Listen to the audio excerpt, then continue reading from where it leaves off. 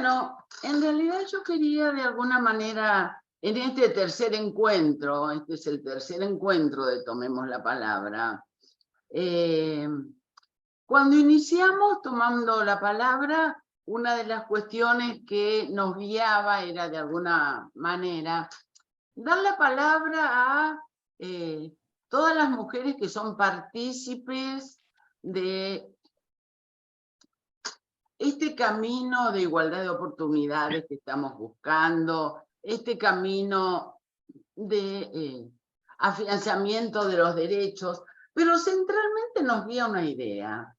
No se trata de la temática de la mujer, se trata de las mujeres partícipes en la construcción de un mundo.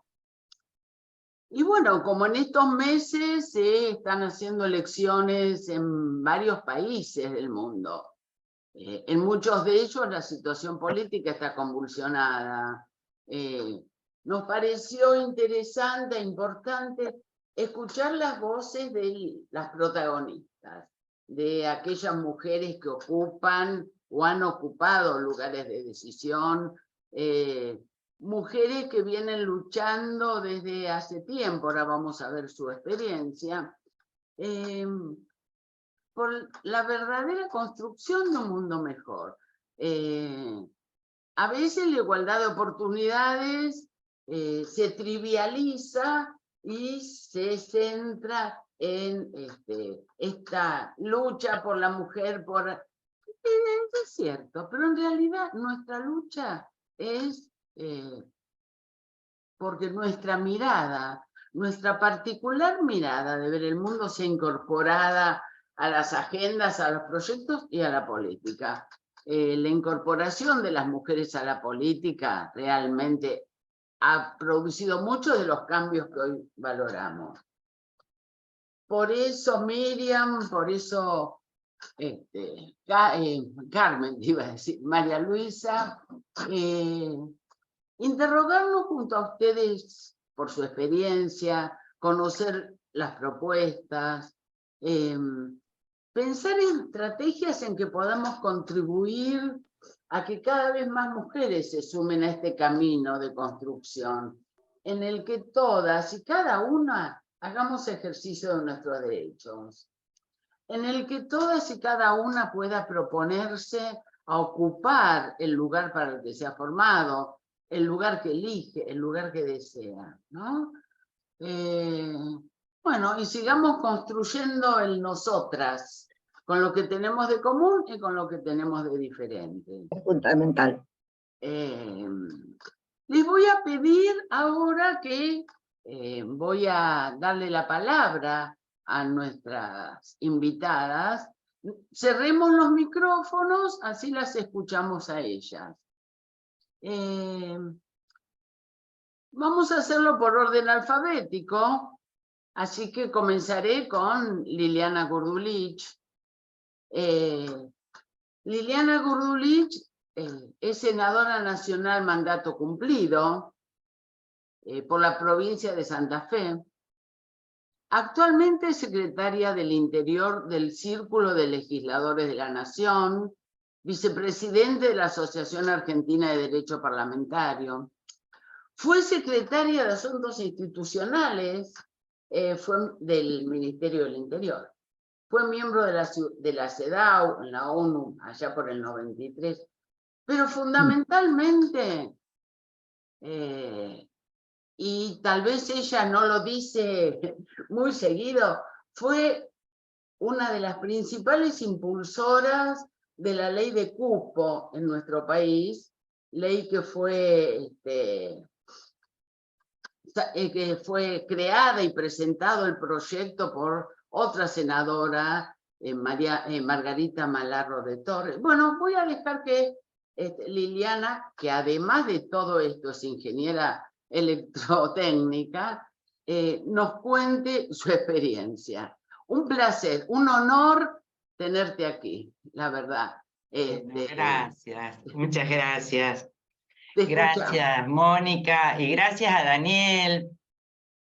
Con él, ya lo voy a contar, porque una etapa de de nuestra vida, de la pelea de las mujeres, bueno, lo puedo contar ahora, fue la Convención Constituyente. Nosotras habíamos planteado al presidente Menem que queríamos incorporar los derechos de las mujeres, los niños, bueno, etc. Y Menem nos dijo que él nos apoyaba siempre, en eso todas las mujeres de los partidos reconocemos que Menem nos apoyó siempre, sobre todo cuando en la ley del 30%. Y nos dijo, ustedes busquen la forma de resolver esto siempre que no toquen el núcleo de coincidencias básicas. Y era muy difícil resolver esto. Y ahí Daniel nos dio una gran mano planteándonos que peleáramos por la incorporación de todos los derechos humanos que estaban aprobados internacionalmente, y encontramos esa solución gracias a que él nos asesoró extraordinariamente bien, y bueno, me tocó a mí presentarlo en el Congreso del partido y hubo total acuerdo. La mayoría de los partidos estuvieron de acuerdo, indudablemente, pero fue un hecho inédito. En el momento en que se aprobó las convenciones de derechos humanos en Santa Fe, yo había llevado a la presidenta y la vicepresidenta del CEDAW, que es una de los Comité de Naciones Unidas de derechos humanos más importantes, y estaban asombradas de que era la primera constitución que hacía semejante avance en el tema de los derechos humanos, que fue incorporar las convenciones. Y a partir de ahí ellas lo difundieron en todas sus reuniones en Naciones Unidas, de que Argentina había logrado esto. Gracias, Daniel, por habernos desinteresadamente, como lo hiciste, ayudarnos en un tema. Faltaba más. Faltaba más, sí, sos una hermosa persona. Gracias, Daniel. Gracias. Bueno, hablando de la participación política de las mujeres, yo quería remontarme a los inicios de la historia argentina, porque gracias a nuestras legisladoras se ha reivindicado a una de las llamada la capitana, la madre de la patria, una de las mujeres que más peleó y se destacó tanto en las revoluciones, en la invasión inglesa, como en el ejército del norte, como con Güemes. Fue una mujer maravillosa, que perdió a su marido y sus 2 hijos en esta lucha, que fue los realistas la azotaron en público durante 9 días, cosas terribles pasó. Y a la vuelta de todo este periplo en el que no solo luchó, sino que atendió como enfermera, por eso le decían la madre de la patria, la capitana. Cuando volvió en la miseria más increíble, fue reconocida. María Remedios no tenía apellido. Le pusieron, Rosa le puso su apellido y fue reconocida con el cargo de sargento mayor y se le dio la pensión que le correspondía. Pero está totalmente invisibilizada en la historia argentina. Entonces las legisladoras impusieron por ley el Día Nacional de los Afroamericanos y la Cultura Afro, en honor a la conmemoración al fallecimiento de María Remedios. En ella hago el homenaje a todas las mujeres que en forma anónima han construido este país. Creo que si no hubieran estado nuestras legisladoras en el Congreso, jamás hubiera existido este reconocimiento tan hermoso. Después empieza toda la lucha del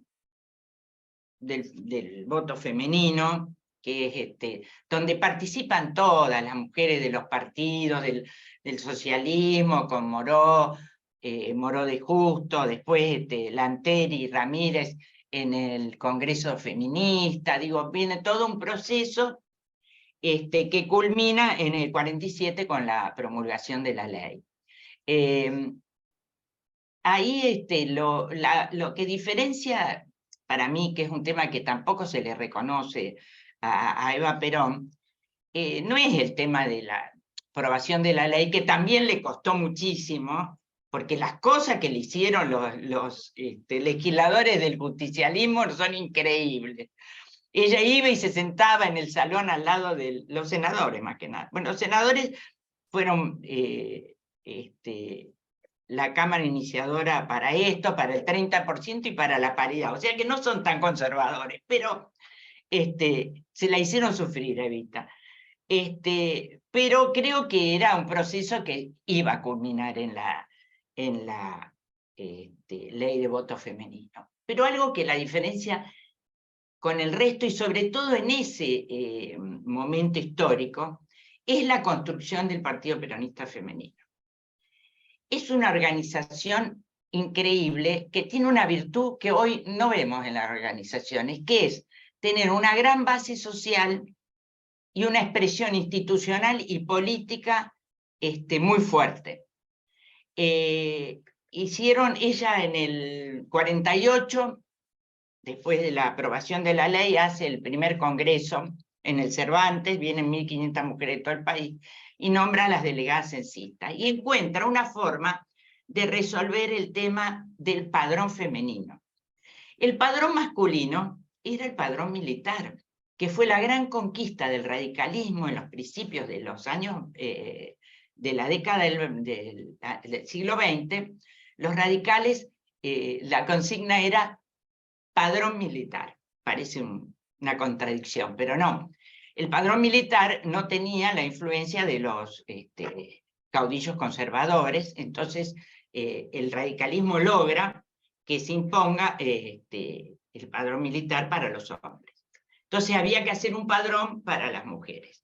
Y Evita desarrolla toda esta organización para que las mujeres hagan este trabajo de empadronar al conjunto de la sociedad argentina.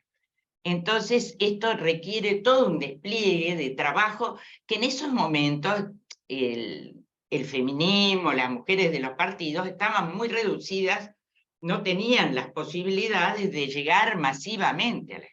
Y Evita desarrolla esta cosa de la masividad, que creo que es lo que la diferencia del resto y que hace que miles y miles de mujeres entren a participar. Se desarrollan 3.600 unidades básicas femeninas en todo el país. Hay un historiador que dice que el desarrollo del Partido Peronista Femenino se asemejaba al de la Iglesia Católica, porque donde había una iglesia, seguro que ahí cerca había una unidad básica femenina, donde hacían esta tarea social espectacular, enseñaban a los chicos, daban corte y confección, y además enseñaban tareas institucionales, tenían una extraordinaria organización. En los 70, cuando volvimos a la militancia barrial, y encontrábamos a las subdelegadas, ya con muchos años, sacando de donde tenían escondido las actas. Eran unos libros de actas maravillosos, organizados, cada reunión tenía su acta, su trabajo, su orden del día. Fue una organización maravillosa que en la que se ensañó la Revolución Libertadora. La hizo desaparecer de la faz de la tierra, ¿no? No se podía nombrar, no quedó un papel, una cosa, pero quedó la experiencia. ¿Por qué? Porque ellas desarrollaron la teoría Evita, dijo que como era una de las ramas del movimiento, tenía el 33% de los cargos. Hizo cumplir en la mayoría de los lugares el 33% de los cargos. Entonces, la primera vez que votamos, logramos 23 diputadas nacionales y 6 senadoras nacionales. Concejales, y en todo el país, concejales diputadas provinciales y senadoras provinciales en todo el país. No, la mayoría de los lugares no se cumplió el 33%, pero sí, esas mujeres de las unidades básicas femeninas tenían en su conciencia que tenían que no solo votar, sino que participar, y están en los lugares de decisión. Realmente la revolución del 55 fue terrible en este proceso y, bueno, hubo que pasar a la clandestinidad. En el 82 hicimos un congreso intentando poner el 33% de nuevo dentro del... Era una ley no escrita, era una ley interna, que se cumplía solo en el justicialismo. Intentamos, hicimos una movilización increíble a Rosario, en medio del proceso militar, de la dictadura, nos animamos, alquilamos inauguramos el estadio de Newell's cerrado. Imagínense, no teníamos recursos, bueno, pero fue extraordinario, cumplimos con todo, negociamos con la Coca-Cola, entonces yo decía, chicas, el imperialismo, bueno, negociamos, ellos vendían los choripanes y con eso pagamos el estadio, todas cosas. Lo más gracioso es lo de Kelly Olmos, que se alquiló un tren. Imagínense un tren que salió de acá y caló y ponía la mulatona entre las que iban. Bueno, cosas que hicimos hace más de 40 años, que hoy siguen en la conciencia de nuestras compañeras y de los distintos partidos políticos, porque si no, hoy no tendríamos la paridad si esto no se hubiera mantenido. Y en el 83 entramos solo, mirá, eso es increíble, parece mentira, pero en el 52, 23 diputadas y 6 senadoras. En el 73, el justicialismo llevó a muchas diputadas, 15 diputadas y 2 senadoras. En el 73. Y en el 83, 11 diputadas y 3 senadoras. Realmente patético, es decir, cada vez menos. Tengo que decir una propaganda. Santa Fe tuvo senadora las 3 veces, en el 52, en el 73 y en el 83, que tuve el honor de ser elegida por mi provincia. Y las 3 rosarinas, ¿no? Por nada esto para los de Santa Fe me matan. Y ahí se produce el proyecto de Margarita Malarro. Empezamos un proceso de entender de que tendía a cero la representación. Esto para los que dicen que las mujeres tienen que llegar por su propia capacidad. Tendía a cero la representación. Ya después del 83, la próxima elección era cada vez menos legisladoras. Entonces, era lo más justo plantear esta ley.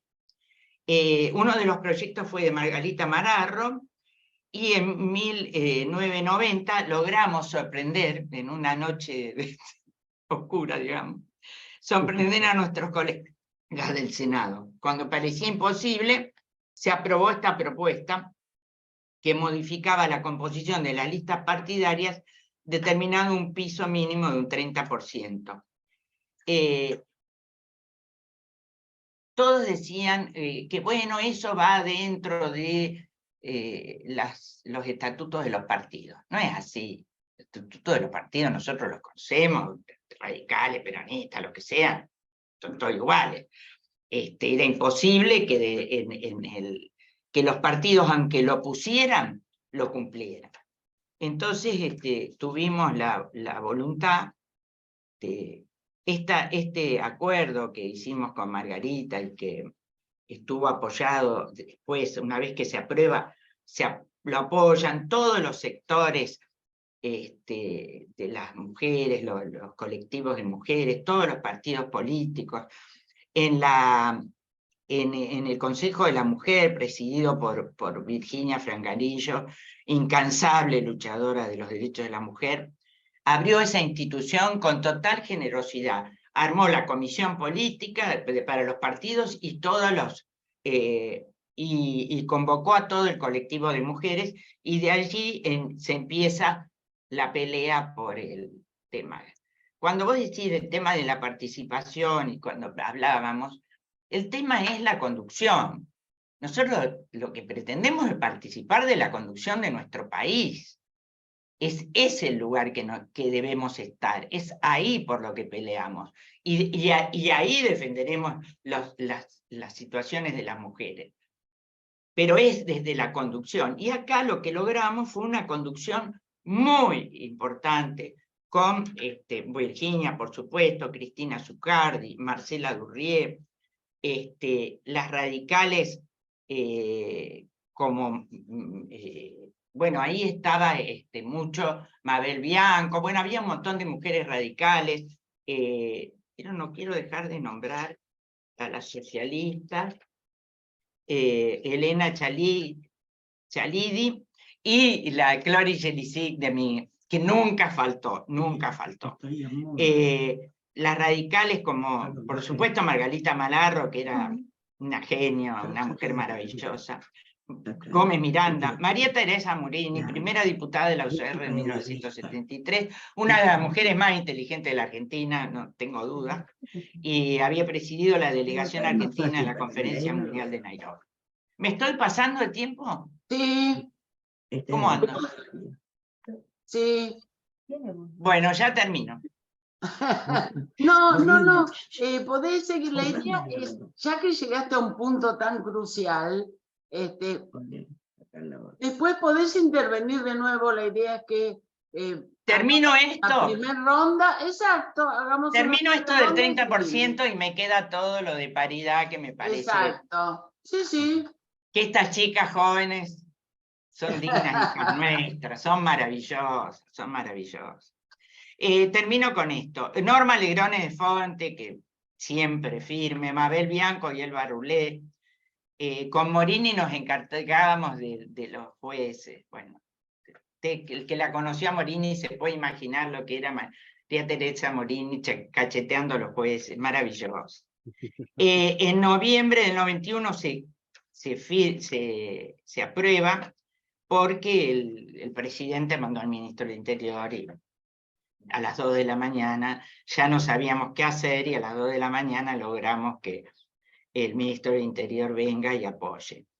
Quiero nombrar nada más a las diputadas una de las que hablaron, y Olga Ruitor fue una de ellas, y hacerle un homenaje a las que no están entre nosotros y que con su intervención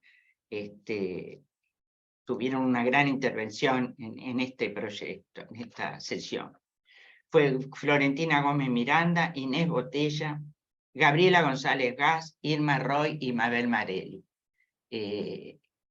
Siempre en nuestro recuerdo, maravillosas mujeres, y que lamentamos que no estén hoy entre nosotros. Termino. Se logró esta aprobación de la ley con un acuerdo entre las legisladoras radicales y peronistas, con el apoyo de las socialistas y demás partidos y de los cosas. Pero creo que ese acuerdo se ha mantenido a través de los años, y eso es lo más importante, que se ha mantenido a través de los años, y hoy las jóvenes que están hoy en el Congreso han hecho honor a ese acuerdo y han logrado la ley de paridad. Gracias, Liliana, muchísimas gracias. Gracias. ¿Fue largo? Le quiero pedir a Miriam. Miriam, te pido un favor. Vamos a alternar el orden que teníamos pensado, que era un orden alfabético. Y le voy a dar la palabra, si me permitís, a María Luisa Storani, para que siga la línea de las mujeres argentinas, porque sigue y tiene una mirada sobre esto que contaba Liliana. ¿Te parece? Me parece perfecto, Mónica. Dale. Entonces le voy a dar la palabra a María Luisa Storani. Ella también es una luchadora por los derechos de las mujeres. Fue durante 2 periodos concejal en San Fernando, un partido de la provincia de Buenos Aires, muy cerquita de Tigre, donde nací yo. Fue diputada nacional, mandato cumplido. Fue también titular del Observatorio de Derechos Humanos y Género que formó el radicalismo. Es así, es al interior del radicalismo, María Luisa, ¿no? Sí.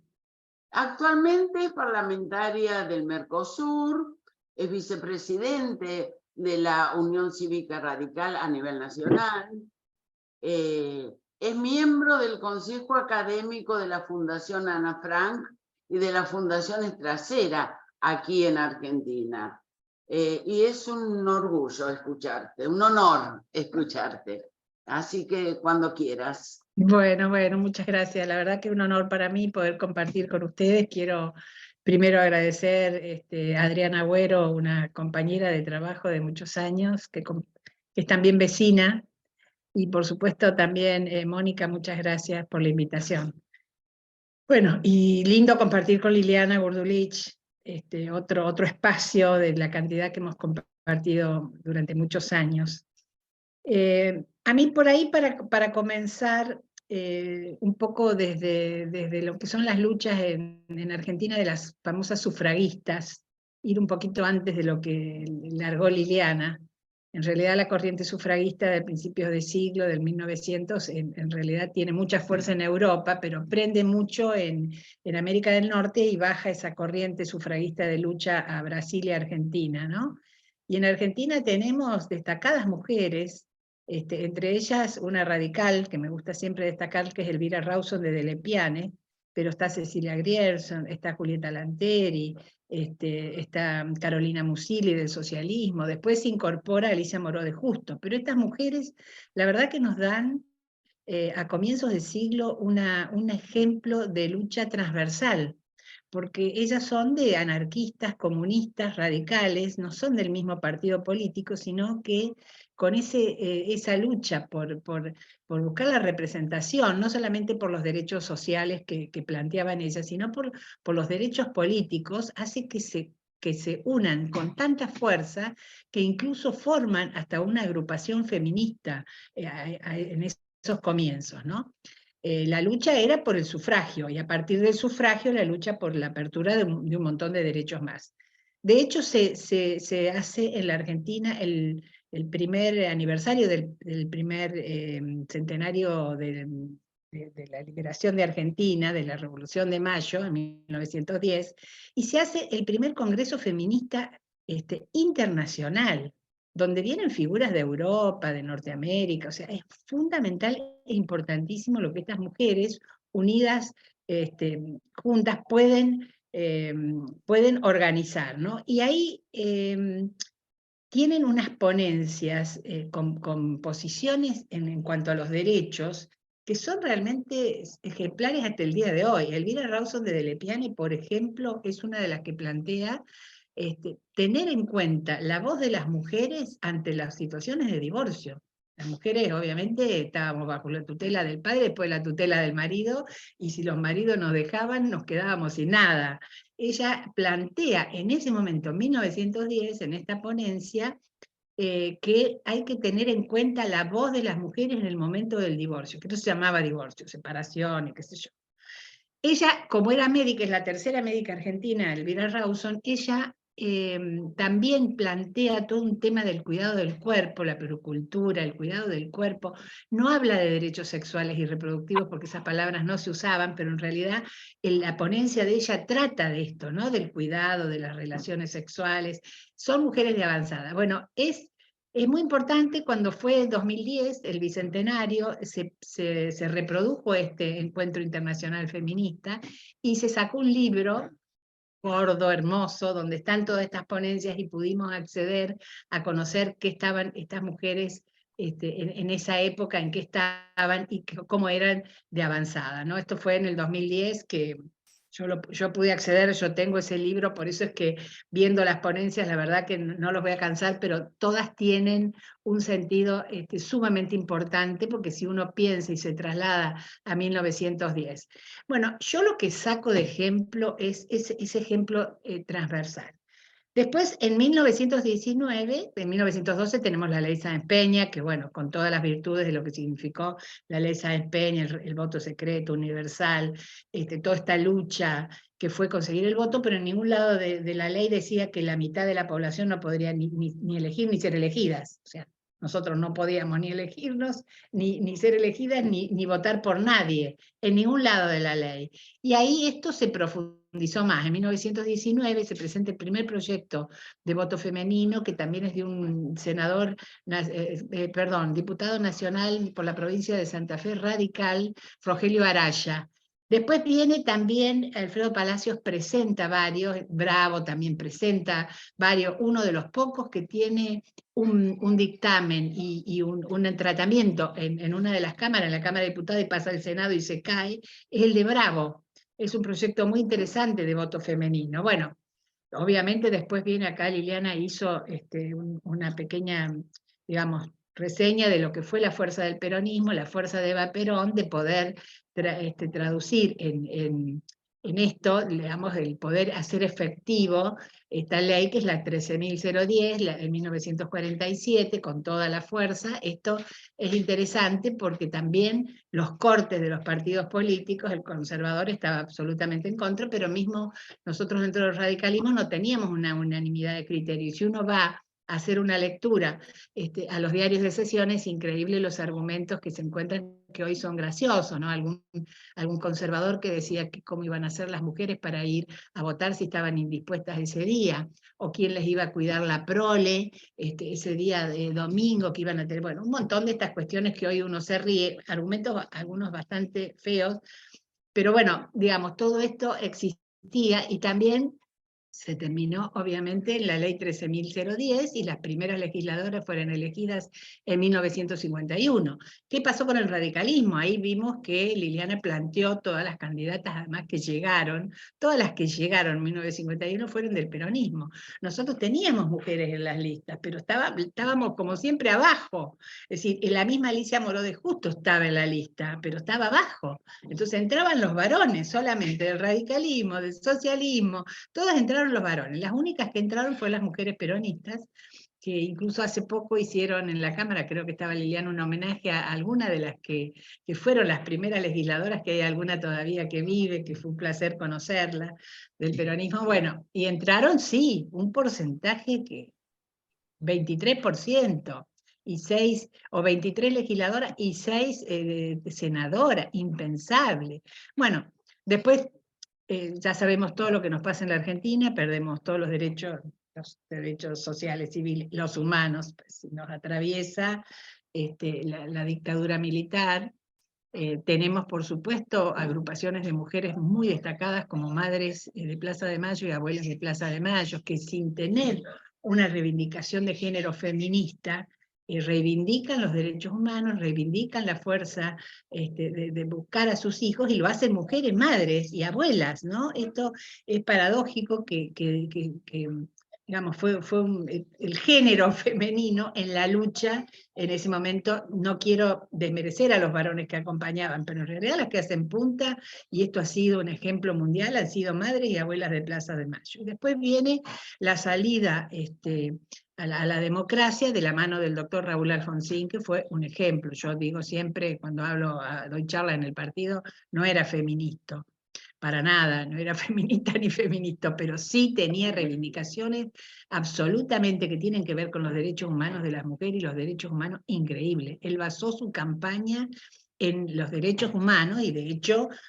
plantea siempre el juicio a la Junta, el juicio a los genocidas, cárcel para los genocidas, y lo cumple ampliamente, ¿no? Con la creación de la CONADEP, con el juicio a las juntas. Bueno, esto es mundialmente reconocido, y hace una campaña con los derechos humanos. Tal es así, le da tanta importancia, que cierra la campaña en el Obelisco antes de la votación del 30 de octubre del 83 con la patria potestad compartida. que nosotras las mujeres que veníamos planteando eso, nos llenó de emoción, porque cerrar un discurso de esa calidad con la patria potestad compartida, hoy hablamos con las chicas jóvenes y piensan, ni se cuestionan de que ese derecho no estaba en la época nuestra y que nos llevaban, y a mí me parece maravilloso que lo tengan absolutamente incorporado. Ahora, ¿cómo se jugó eso? Se jugó con eso, y en la primera etapa del gobierno la producción en temas de derechos humanos increíble, pero en tema de derechos humanos de las mujeres fue increíble de Alfonsín. Y ya nosotros teníamos una organización que trabajábamos lo que era los programas de gobierno, ya teníamos comisión de la mujer y hablábamos fundamentalmente de temas específicamente que tienen que ver con los derechos de la mujer en todo el proceso previo digamos, a llegar al gobierno, ¿no? Todo eso, el año previo, fue un trabajo arduo hacia adentro del partido con estas planificaciones. Hay que reconocerle que Florentina Gómez Miranda tenía escrito el proyecto de divorcio abajo el brazo muchísimos años antes. La viveza de Alfonsín es de pedirle a Florentina el proyecto y mandarlo como proyecto del Ejecutivo, que bueno, ustedes que a lo mejor se acuerdan, le costó terribles críticas. La Iglesia Católica le sacó la Virgen de Luján y se la hizo marchar al Congreso. Le decían de que estaba en contra de la familia, que por culpa de él se iban a divorciar más parejas. Después de 10 años hizo un estudio y se vio que no solo se habían divorciado menos parejas, sino que se habían regularizado situaciones de hijos naturales, de cuestiones de apellido, que era increíble. Hoy estamos también a la vanguardia de ese tema. Yo cuando fui diputada me tocó debatir matrimonio igualitario y venían los mismos argumentos de algunos legisladores de aquella época. Bueno, o sea, vamos avanzando, pero a la vez tenemos representantes que vamos retrocediendo, ¿no? En este vaivén. Pero con esta poca representación, digamos, yo he sido militante, pero también las compañeras peronistas, socialistas, todas militábamos la salida a la dictadura, cada uno desde sus lugares. No solo hacíamos las empanadas y pegábamos los sobres, no, militábamos en serio. Pero esa participación no se vio reflejada en la representación. Es un 2% que entraron legisladoras importantísimas, pero con nombres muy importantes y han dejado una secuela importante, pero no estábamos nada más que el 2%, era injusto. Y en esto vino todo un trabajo muy importante de la Fundación Sergio Caracachov, del radicalismo, en la cual fui fundadora de la Comisión de la Mujer en ese entonces, Sergio Caracachov, en homenaje a un desaparecido muerto por la dictadura radical. Nosotros trabajamos con una fundación, la Fundación Friedrich Ebert alemana, el tema del el cupo o la cuota, y fuimos los responsables del debate público desde las organizaciones sociales, con el movimiento de mujeres, con el movimiento feminista, la instalación del debate público conjuntamente con legisladoras también. Esto nos costó, digamos, un año de viajar por todo el país con seminarios de más de 1000 mujeres, increíble. Y teníamos dentro de las mismas mujeres que no estaban de acuerdo, ¿no? Esto que decía Liliana es real. Nos sentábamos en los grupos y nos decían, ¿para qué te están discriminando? Es una discriminación, vos te valés sola si vos no necesitás. Y bueno, ahí surge todo el concepto de discriminación positiva, que es una definición muy interesante que hacen los alemanes. De hecho, las personas que nosotros traíamos eran donde ya había experiencia en las leyes de cupos, como es Alemania, el SPD alemán, el Partido Socialista Español y también de Portugal, el Partido Socialista, y ellas traían ya la modificación de sus cartas orgánicas, porque no tenían leyes nacionales, era legislación interna de sus partidos, pero a ellas les había permitido con esa cuota llegar. Y teníamos la cantidad de definiciones de lo que era la discriminación positiva que nos servía para el debate. Y después se produjo paralelamente a eso un encuentro feminista latinoamericano y el Caribe en San Bernardo en 1989. Y ahí yo he ido siempre a los encuentros feministas, a los encuentros nacionales de mujeres. Resulta que las feministas que militábamos en política no nos dejaban entrar a los grupos a debatir cosas, no nos dejaban entrar. Estaba Virginia Franganillo, estaba Florentina Gómez Miranda, estábamos con todas las mujeres, y no tuvimos que dar el debate. Ellas tenían miedo, eran muy radicalizadas, feministas, y tenían miedo de que la política bastardeara el tema de los encuentros. Hasta que nos pudimos sentar y dar el debate de que si no había alianzas con las mujeres políticas, no se iba a avanzar, digamos, y que dentro de la política había mujeres feministas, luchadoras también desde los movimientos sociales, y esto se entendió. Y a partir de ahí se forma la multisectorial de mujeres feministas políticas, que nos reuníamos frente a la Cámara una vez por semana. Hay que decir realmente que Margarita Malarro de Torres, que es la senadora radical por Mendoza, que presenta el proyecto, y tengo la suerte de que mi padre era senador, Conrado Guastorani, y firmó el proyecto de Margarita. Tengo la firma de él en el proyecto, lo cual es un orgullo, pero mi papá me decía, me seguía a todos lados para sacarme la firma, pero le firmó, no se animó a no firmarle. Bueno, una viveza increíble, como dice Liliana, obviamente aliada con Liliana, las dos logran meter el debate en la última sesión de ese año, la última del año, un dictamen de minoría, que es imposible llegar con un dictamen de minoría al recinto. Es decir, no es imposible, pero llegar a debatir y ganarlo, eso es lo imposible. Estas dos mujeres lo ganan, con el apoyo. María Luisa, te quedan 5 minutos para la primera ronda. Listo. No, yo digo destacar esto porque Margarita, bueno, entonces, ¿qué hicimos nosotras, las mujeres de los partidos políticos, más el movimiento de mujeres? Nos reuníamos una vez por semana y monitoreábamos a nuestros representantes. Yo soy de la primera sección electoral, yo monitoreaba a un diputado que tenía de Morón. Bueno, pero lo hacíamos con Florentina Gómez Miranda, con Margarita, lo hacíamos con María Teresa Morini. O sea, el ejemplo que nosotros tuvimos de estas mujeres para el movimiento. Y ahí se hizo una alianza transversal con las compañeras de otros partidos políticos, que hay muy interesantes de varios partidos políticos, que ha sido casi... no se ha roto nunca más. O sea, hemos tenido nuestros problemas, pero se ha ido afianzando. Y yo lo viví muy contenta cuando fui diputada 2010, que tuve la ley de matrimonio igualitario, todo el tema de femicidio, el tema de la ley de identidad de género. Leyes muy... de mucho debate interno, donde no hay coincidencias y que las alianzas son transversales. Entonces nos juntábamos transversalmente, las peronistas sabían cómo venía su bloque, yo decía cómo venía mi bloque, las socialistas, esas alianzas, que bueno, sacamos matrimonio igualitario. Matrimonio igualitario también sale así, identidad de género, bueno, todas estas cuestiones.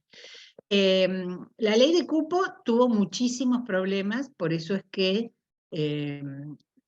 María Teresa Morini es la que accionaba como abogada y llegó hasta la Corte Interamericana de Derechos Humanos por una situación de una lista interna del Partido Radical. Accionó contra su propio partido y además le dieron la razón y después tuvo que llegar a una resolución amistosa. Una mujer grandiosa, hoy se estudia en los libros, pero en ese momento había que acompañarla. Yo la acompañaba y los diputados nos dejaban sentadas y se iban por otra puerta de la oficina. Eso le hacían a María Teresa. Bueno, el tema es que después de todo esto, viene que en el medio hay muchísimas cuestiones para plantear, pero como me quedan 5 minutos, viene en el 2007 se reúne la CEPAL y saca el consenso de Quito, se reúne en Quito, y en el consenso de Quito ya la CEPAL plantea la paridad. La paridad para los países miembros, pero no solamente paridad, sino que plantea la paridad hacia adentro de los partidos políticos de los países miembros, con lo cual nos daba un elemento a nosotras maravilloso, y empezamos a trabajar el tema de la paridad. Nosotros presentamos reforma de la Carta Orgánica del Radicalismo por la paridad 2009. ¿Saben cuándo se aprobó? 2019. 10 años nos llevó hacia adentro del partido. Bueno, después tuvimos, sí, ya propuestas, en la provincia de Buenos Aires salió en 2016, nacionalmente salió en 2017, y la paridad te da obviamente que es una tendencia a lo que es la democracia paritaria, que no es solamente paridad representativa, ¿no? Que es todo un debate muy interesante que ir dando con cuidado, porque España lo dio este debate y tuvieron al principio algunos problemas y algunas diferencias. Pero bueno, estamos en esa etapa. Nosotros hemos formado acá con las compañeras también en forma transversal una organización que se llama Ojo Paritario, que es un ojo que mira el cumplimiento de la paridad, y si no se cumple accionamos más allá del partido que le toque. Hemos accionado contra el radicalismo, contra Juntos por el Cambio, hemos tenido mucho éxito, pero bueno, yo dejaría acá, en realidad quedan varias cosas, pero dejaría acá por si hay preguntas. Gracias. Muchas gracias, María Luisa, muchas Gracias. Bueno, realmente vamos a tener muchas preguntas. Es muy interesante lo que está pasando hoy, sobre todo por esta cuestión que insiste, que es esto de las alianzas entre las mujeres, el cooperar entre las mujeres, que es una nueva manera de hacer política, de alguna manera que ustedes vienen haciendo hace tiempo. Bueno, Miriam, ¿estás con el celular? No, estás con el micrófono muteado. Así que Ahora ahora ya lo vamos tengo a abierto. escucharla a Miriam Pérez Alvarejo. Ella tiene más calor que nosotros porque está en Murcia en este momento. Ella es consejera política social de la región de Murcia, España. Y en estos momentos se desempeña como directora general de personas con discapacidad en el Instituto Murciano de Acción Social. Esta acción social corresponde al gobierno regional de Murcia. Bueno, te escuchamos atentamente. Muchísimas gracias, Mónica. Muy buenas tardes a todas aquellas personas que han tenido a bien seguir esta tercera charla de Tomemos la Palabra vía online. En primer lugar, me gustaría dar las gracias al Instituto Internacional de Derechos Humanos de España, con el Consejo de las Mujeres del Instituto Internacional de Derechos Humanos de América, en especial a Sandra, a Mónica y a Adriana por haberme invitado para tratar el interesante tema de mujeres y participación política junto a dos compañeras de categoría como son Liliana y también María Luisa. Es un auténtico honor el poder representar a mi región y a mi país en este importante foro. Mi nombre, como bien has dicho, es Miriam Pérez Alvarejo. Tengo 39 años y nací en un precioso pueblo bañado por dos mares llamado San Pedro del Pinatar, situado en la región de Murcia, la cual está al sureste de España. Y lo que quiero es contaros cómo fue mi entrada en la política gracias al Partido Popular. Podría decir que la política a mí me corre por las venas, ya que desde que nací en mi casa siempre ha habido un político, mi padre, el cual es mi referente y mi ejemplo a seguir en este mundo. Él fue alcalde de mi pueblo durante 16 años y también fue diputado autonómico y senador. Y fue el que me enseñó lo bonito que es poder trabajar por tus vecinos para mejorar su día a día. Así que al seguir su estela me enamoré de la política. Pero tengo que destacar que no creo que todo el mundo pueda estar preparado para ejercer en la política, ya que debes tener claras varias cosas. La primera es que vienes a servir a los demás y no vienes a servirte a ti mismo. Y la segunda es que en la política siempre tienes que estar con las maletas preparadas, porque tu trayectoria tiene un principio, pero también va a tener un fin. Por lo tanto, tienes que estar agradecido cuando entras, pero también cuando sales, por haber podido participar en mejorar la calidad de vida de las personas a las que has servido durante tu ejercicio.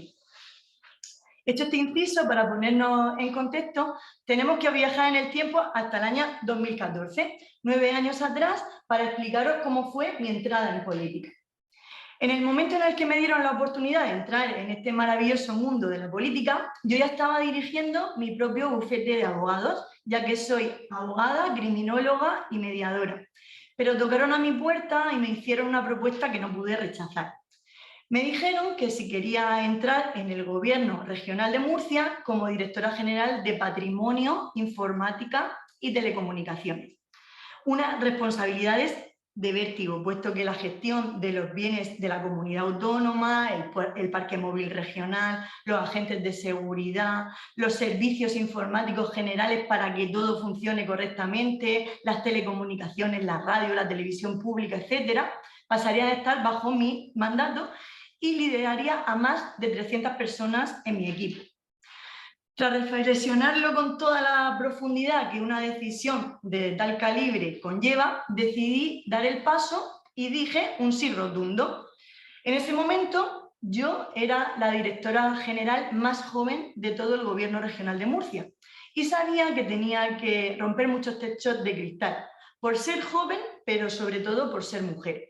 Techos que con mucho esfuerzo, con trabajo, con constancia, con perseverancia, han ido desapareciendo a lo largo de toda mi trayectoria.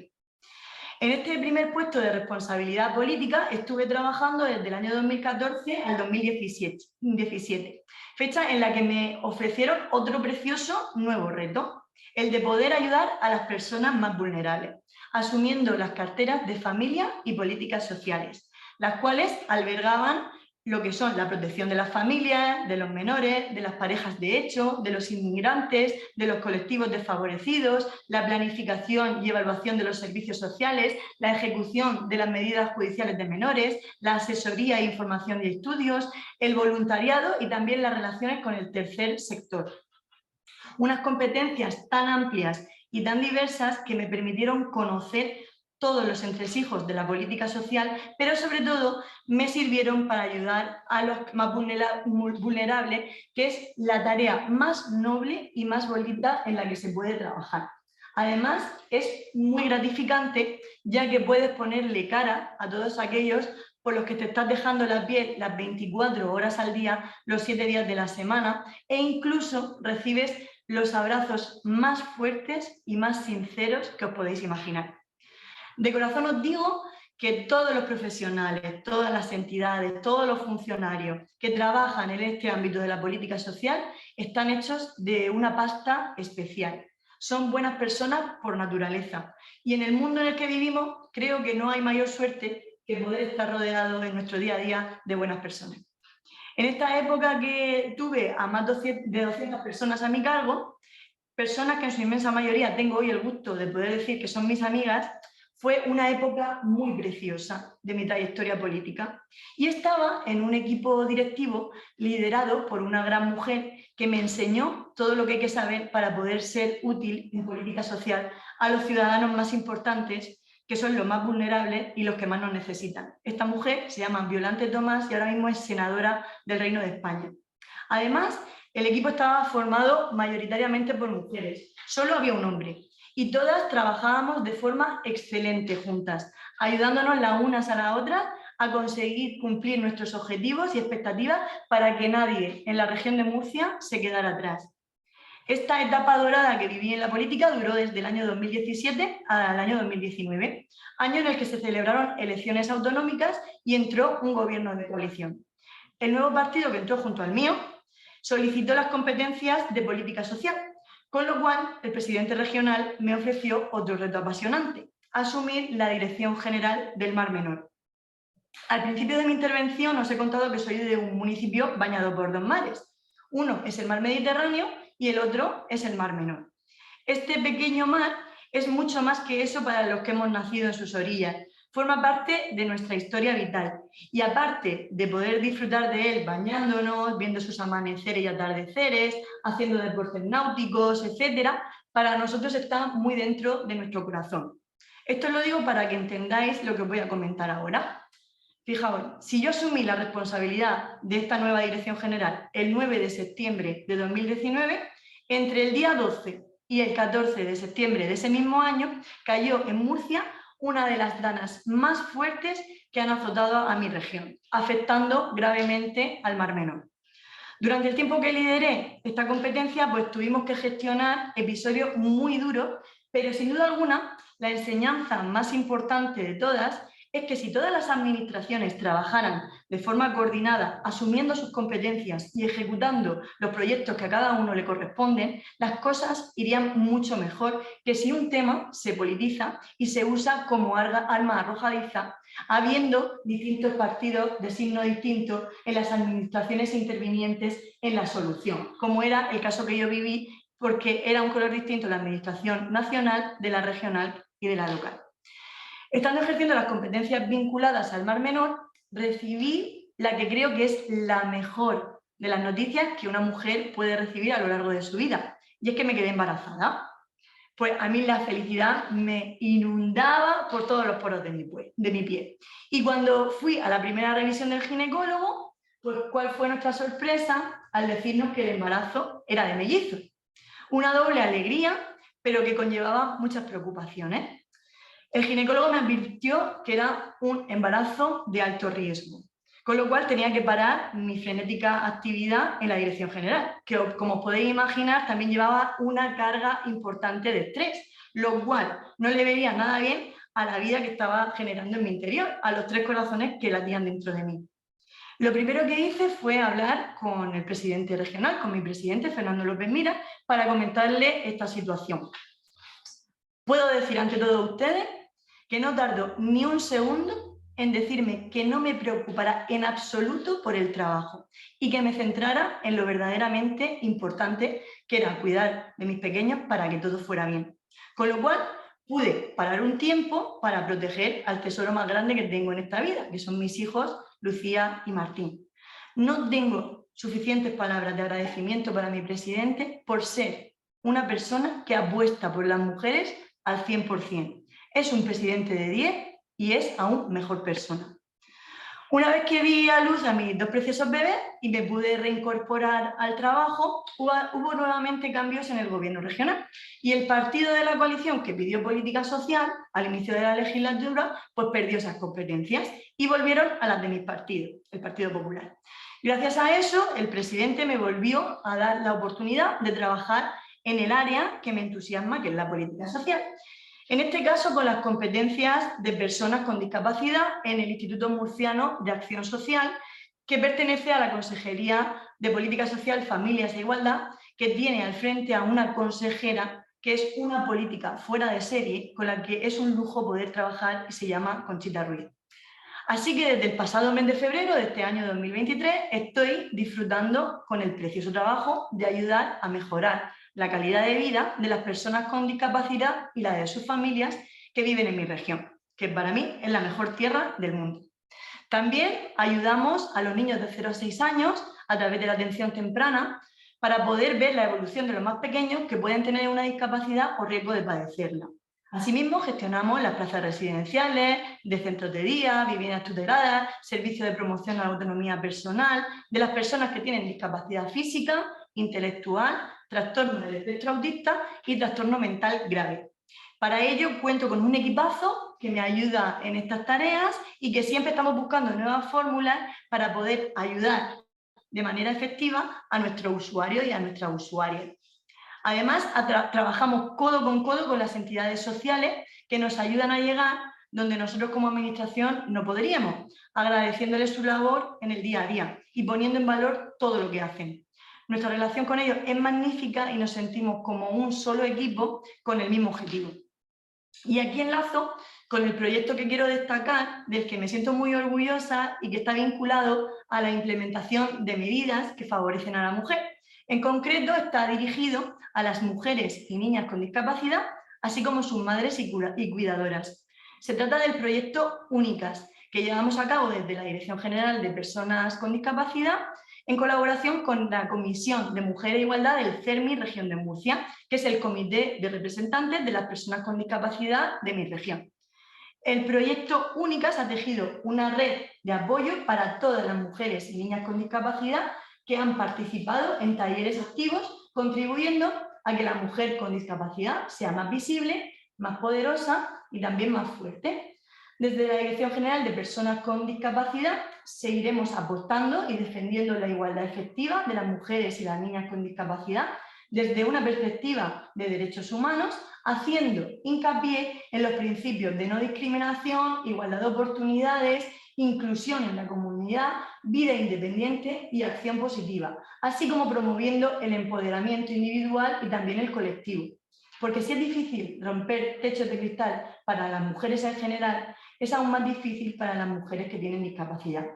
Somos conscientes de una cuestión invisible para muchos, las mujeres cuya discapacidad es sobrevenida por la propia violencia que han sufrido y aún sufren. Una situación difícil, complicada y que provoca un aislamiento y dificultad mucho mayor para reintegrarse en la sociedad.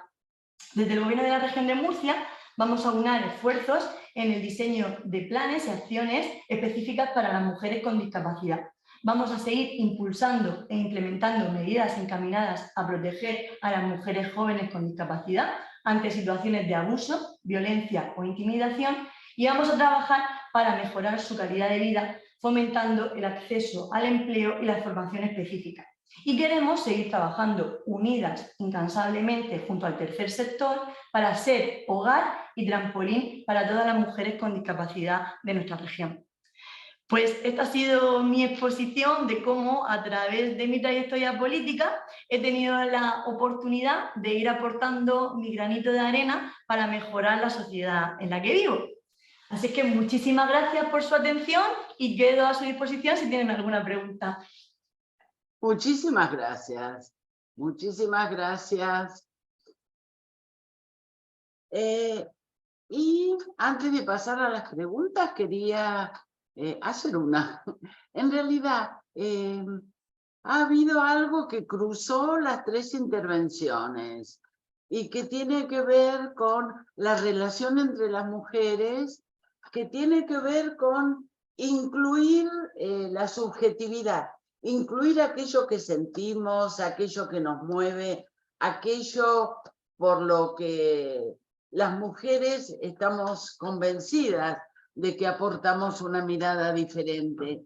No solo porque el valor que le agregamos al asistencial, a ayudar, sino porque además de ayudar, de preocuparnos por las mujeres, de preocuparnos por la sociedad en su conjunto, también incluimos la cuota de distribución del poder, de distribución de la riqueza, y me parece que esta posibilidad que tenemos las mujeres de pensar y de incluir en la política la subjetividad es algo que hace la diferencia. No sé qué piensan ustedes que tienen una larga trayectoria en esto.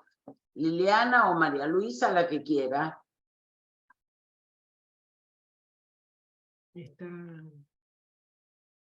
Felicitarla a Miriam. Maravilloso lo que estás haciendo. Y quiero decirte algo desde madre. Yo ingresé al Senado cuando tenía tu edad y tuve mis 2 hijos en los 2 primeros años. Fueron casi mellizos. Te puedo decir que al principio todos me miraban, decían esos pobres chicos porque me veían trabajar. Tranquila, Miriam, vas a criar esos chicos maravillosamente porque sos una persona increíble y no pienses que después de los años te van a recriminar nada. Hoy los que conocen a mis hijos saben que salieron bien, salieron bien. Es decir que, sí, yo los llevaba todas las semanas a Rosario. Sé lo que es viajar, nacer y durante hasta los 7 años, yendo y viniendo toda la semana en avión, en auto, en lo que fuera. Y hace poco les pregunto, sí, cuando viajábamos, mamá, no me acuerdo, dicen, la verdad que no se acuerdan de haber viajado todas las semanas. La verdad que Miriam, vas a tener un éxito en tu vida porque lo estás haciendo maravillosamente bien, porque me encanta cómo te encarás la vida y esos hermosos gemelos van a crecer maravillosamente bien. Muchísimas gracias, Liliana. La verdad es que yo creo que al final lo que tienes que transmitirle a tus hijos es felicidad. Si tú estás feliz, ellos van a estar felices. Entonces, como yo soy feliz con lo que hago, creo que eso se lo traslado a ellos. Y es verdad que a veces pues le quitas tiempo a la familia, pero si el tiempo que pasas con ellos es de calidad, creo que compensa. Muy bien. Bueno, yo en el mismo Muchísimas sentido de gracias por Liliana, tu la verdad, palabra. Miriam, felicitaciones, Miriam, una maravilla todo. Además, qué carrera maratónica, qué cantidad de cosas que han hecho en tan poco tiempo, ¿no? Qué capacidad que tienen las mujeres. Una vez más, un ejemplo de la capacidad, esta cuestión que dice Liliana, ¿no? Que antes era impensable, hacer doble, cuádruple, triple, quíntuple tarea, que hoy son las famosas temas que se llaman las políticas de cuidado, que ha sido el tema de la CEPAL, de la reunión del año pasado en la Argentina, y que acá estamos dando un gran debate en ese sentido. Hay un proyecto del Ejecutivo, hay un proyecto también radical. Bueno, digamos que son los temas, ¿no? Cuánta multiplicidad de cosas, y si no pautamos la protección de la mujer, en algún lado se puede llegar a truncar, pero todo lo mejor. Yo la voy a saludar porque me tengo que retirar, justamente por tarea de abuela, que no están los padres de una mi nieta que tengo, que es de España y que está aquí. Así que les voy a pedir disculpas, les agradezco muchísimo la intervención, especialmente a Adriana Agüero que me convocó, pero me voy a retirar. Si quieren alguna pregunta específica la contesto antes de retirarme, pero lamentablemente por la hora no voy a poder seguir con la reunión.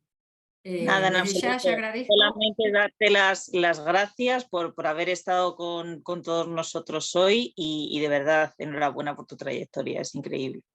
Muchas Y gracias, muchas gracias. Yo también te agradezco muchísimo la participación, aprovecho la participación de todas, y creo que ustedes lanzan un tema importante al final, casi en acto, esto del maternaje. Creo que las mujeres esto no lo podemos olvidar. Y esta dedicación, pero sin perderse uno mismo, es lo que nos exige esta cultura contemporánea tan fuerte, que eso es lo difícil y eso es lo que se podía hacer en comunidad y que los pueblos ancestrales tanto lo saben, ¿no? Esto de estar en común, en comunidad, que ustedes lo han hecho con su participación política de diferentes ramas, pero esto de aquello, ¿no? De poder unir eso común que nos convoca y además eso diferente, porque eso es la socialización, es aprender a convivir con lo propio y con lo ajeno. Así que bueno, eso de ser madre, de ser abuela, es lo que nos realmente creo que de alguna manera es una subjetividad que nos va conformando y que la tenemos que ir adaptando a los momentos contemporáneos que vamos viviendo. Así que bueno, muchas gracias y felicitaciones a las tres. Gracias, María Muchas Luisa. gracias. Y no lo había No, nombrado gracias. mi papá, sí, fue uno de los cómplices del 30%. Siempre me lo echaba en cara y me decía, yo firmé, yo firmé. Sí, fue uno de los cómplices de los fueron 2 o 3 nomás. Sí, Que sí. conseguimos a último momento en este acuerdo espúreo que hicimos con Margarita. No, pero esa picardía de ustedes dos fue maravillosa, yo la cuento en todos Fue lados. increíble, sí. Nos pusimos de acuerdo en la puerta ingresando al recinto. Nos pusimos de acuerdo y nomás, busquemos un dictamen de minoría y al ratito lo ingresamos y bueno, lo Increíble. sorprendimos, gracias a Dios. Un gusto. Un gusto, Muchísimas María. gracias. Gracias, Gracias. Luisa, un gusto. Muchas gracias, María gracias Luisa. por- Muchas gracias. Muchísimas gracias. Sí, a mí me toca los miércoles cuidar a mi nieta, porque a mí me ayudó mi madre. Y yo ahora ayudo a mi hija en sus guardias de médica. Sí, es la tarea más hermosa que podemos tener, cuidar a tu nieta. De las 1000 A mí me actividades ayuda que mi hago, padre. todos saben, en el congreso, en el club, en todos saben que los miércoles es para mi nieta. Orquídeas, es para las nietas. ¿Y alguna otra pregunta? ¿Alguien más quiere preguntar algo? ¿Que conversemos algo? Realmente un lujo este encuentro. Yo Mercedes. digo que a mí me pareció que en este momento en que se habla tanto de la grieta y qué sé yo, que podamos mantener las mujeres, haber votado la paridad en medio de todo este lío de enfrentamientos brutales, quiere decir que hay un acuerdo muy profundo que ha hecho mella Totalmente. Mercedes, querías preguntarnos algo. No, preguntar no, simplemente agradecer a las expositoras, a ti, el haberme invitado a esta reunión, que no solo demuestra el historial de estas mujeres tan capacitadas y que han asumido con responsabilidad sus acciones en pos de la mujer, sino que estoy realmente emocionada porque esa subjetividad que tiene la mujer para comprometerse y para llegar a acciones tan valiosas como las que nos mostró Miriam con su juventud y con su accionar en esa hermosa tierra de Murcia que conozco. Así que nada más que felicitarlas, decirles que mi granito de arena en la actividad privada, en lo que desempeñé durante la vida, siempre estuvo presente porque es imposible quitar a la humanidad el aporte de la mitad de esa humanidad, que son las mujeres. Gracias, Mercedes, muchas gracias. Gracias a vos. Qué bonito, muchas gracias. Romina, estás muteada. No, solo hablo con autorización, querida Mónica, de ti. Gracias a Daniel y a todo el equipo maravilloso. Solo darles las gracias porque nos han iluminado, realmente es un placer.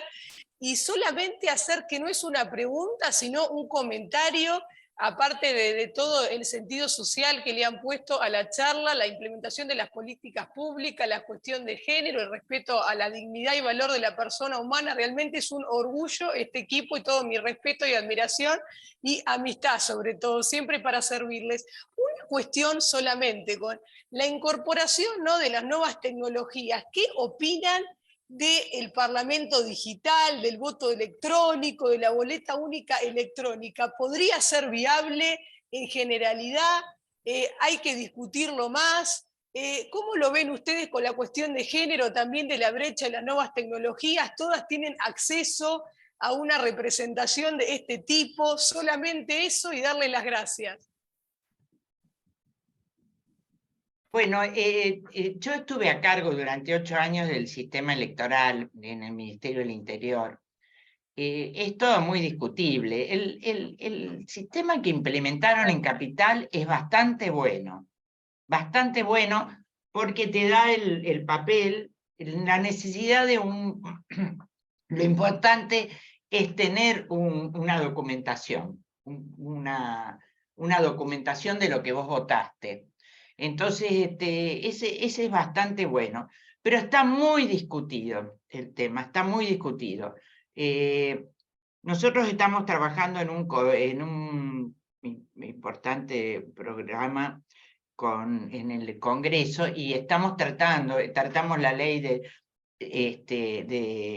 la regulación de la inteligencia artificial. Hay temas profundísimos que no se están tratando en el Congreso. Nosotros lo tratamos, tenemos 25 universidades que hace años que venimos trabajando. Sí, sí, muy bueno. Sí, es muy bueno el programa porque participan universidades de todo el país, desde las privadas más top a todo el conurbano, Tucumán, Comahue, Mendoza, todo el país.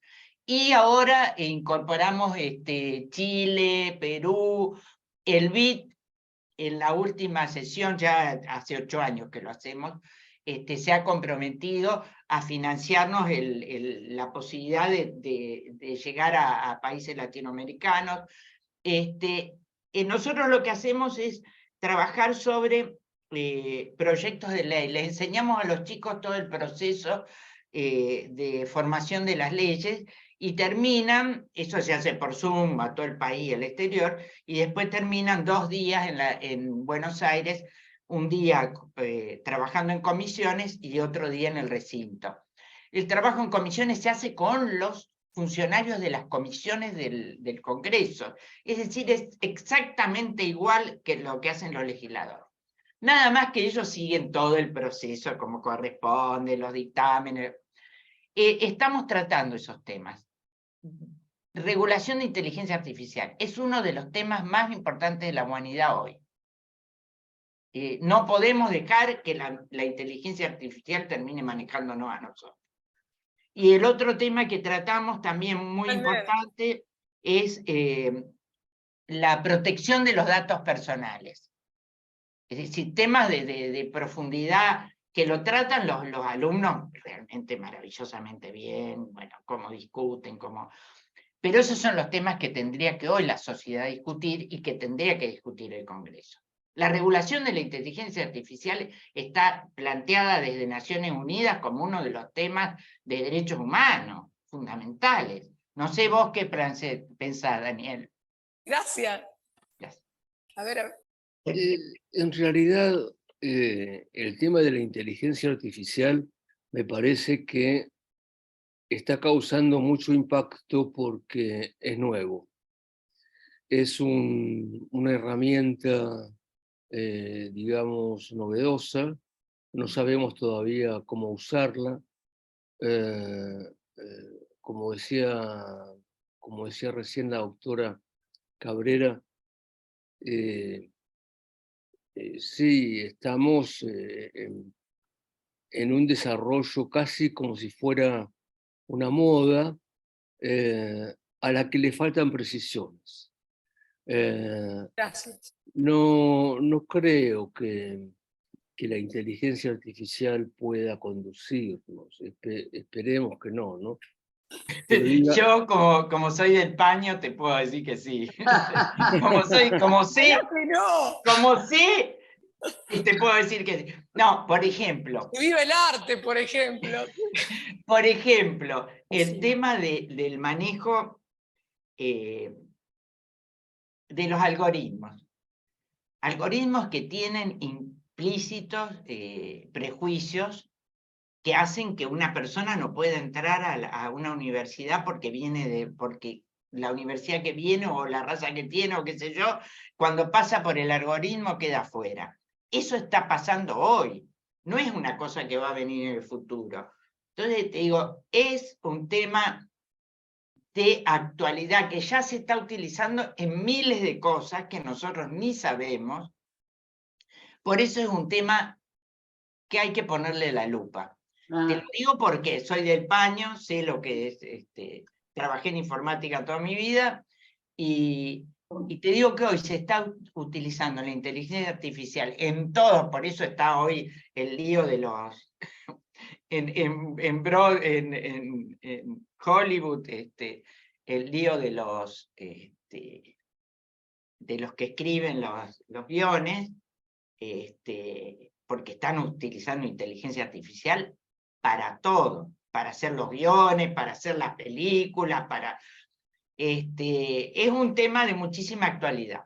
Y creo que es un tema de derechos humanos.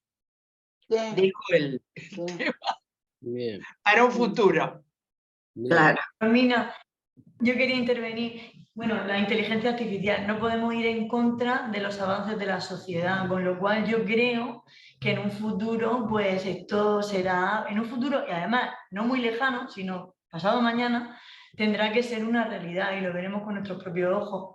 Entonces, creo que se debe legislar para dar la suficiente seguridad jurídica para que no haya ningún tipo de problemática y que pues todos los votos o todas las votaciones esas que tú comentabas pues sean totalmente seguras, fiables y veraces. Gracias. Gracias. Sí. Adriana, ¿querías hablar? No, que me parece muy interesante ese tema que están planteando de la inteligencia artificial, porque creo que sí, y que como ustedes fueron comentando, como las mujeres fuimos pioneras en muchas cosas, pero a veces sin voz, ¿no? Y ahora, teniendo la posibilidad de tomando la palabra, creo que nos intima hacer todo un pensamiento crítico sobre esta situación, que no puede ser diferido, me parece que no debería ser diferido, que ya debería estar, bueno, al nivel, porque realmente ya vemos dentro del campo de la salud mental las atrocidades que están pasando, las grandes problemáticas que tenemos por estas cuestiones que están generando, ¿no? las nuevas tecnologías en los niños, en los adolescentes, ¿no? Así que me parece que es un tema, agradezco realmente dentro del Consejo porque también nos conmina a nosotros a que sigamos pensando en esto, ¿no? Creo que es una gran preocupación. Dijiste viva el arte y me parece muy bien, es decir, el arte, yo creo que es esto, es recuperar lo inefable del lenguaje. El algoritmo puede decir, el lataísmo uno lo va a leer, pero depende cómo lo lea, cómo lo interpreta. Y esto es lo que sí las mujeres tenemos, una sensibilidad, ¿no? Las que han hablado acá, sobre todo han tenido una sensibilidad de recuperar lo propio y lo ajeno. Y cómo poder armonizarlo, sin dar su palabra y enfocar, sino cómo leerlo y cómo ir armonizando. Esto del compromiso de las distintas áreas, ¿no? Desde lo privado, lo público, las organizaciones, no quedándose estancados. Siempre ha sido transversal, siempre ha sido esta unión, y me parece que esto es lo que hoy es muy interesante haberlo escuchado de las tres panelistas, ¿no? Y de también de los que han preguntado. Estoy de acuerdo. Estoy de acuerdo. Gracias. Además, Liliana, te agradecemos que nos has largado un título para nuestros próximos encuentros. Aquí te vamos a convocar como ingeniera electrónica. Sí, sí, sin duda. Sin duda. Muchas gracias, muchas gracias. Bueno, muchísimas gracias a todos. Y ya les vamos a avisar el próximo encuentro que será en agosto. ¿Sí? Bueno, muchas gracias. Gracias, Liliana. Gracias, Miriam. Muchísimas gracias. Un abrazo. Cariño, Daniel. Terminamos. Muchísimas gracias. Un aplauso para todas. Gracias. Gracias.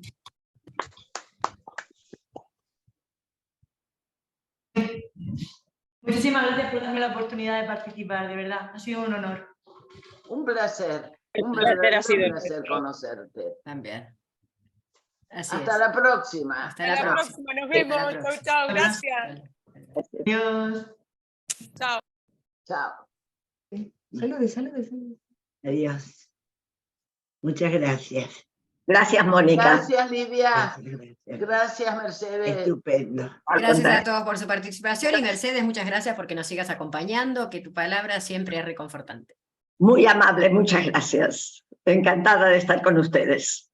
Para nosotros también es un placer. Y para nosotras. Gracias. También. A todos.